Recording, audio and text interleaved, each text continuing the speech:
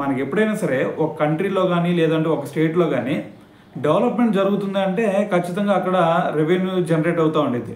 మరి ఆ రెవెన్యూని గవర్నమెంట్ ఏం చేసిద్ది? మరి పథకాల రూపంలో ఇదే ప్రజలకు పంచడం కానీ, లేదు అంటే ఇంకా గవర్నమెంట్కి సంబంధించి ఏదైనా సరే హాస్పిటల్ కానీ ఈ విధంగా డెవలప్ చేయడానికి ఉపయోగిస్తూ ఉంటారు.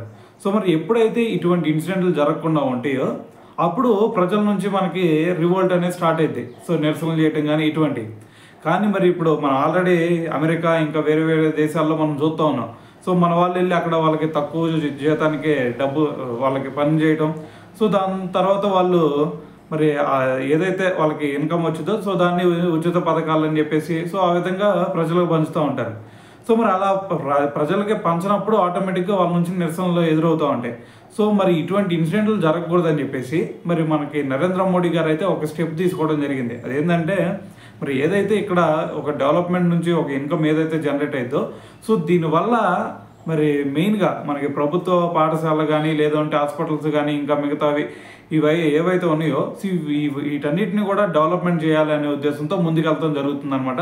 సో ఇది కనుక జరిగిందంటే ఆటోమేటిక్గా దేశ ప్రజలు ఎవరైతే ఉంటారో వాళ్ళందరూ కూడా చాలా మంచిగా ఉపయోగపడిద్దని చెప్పాలి.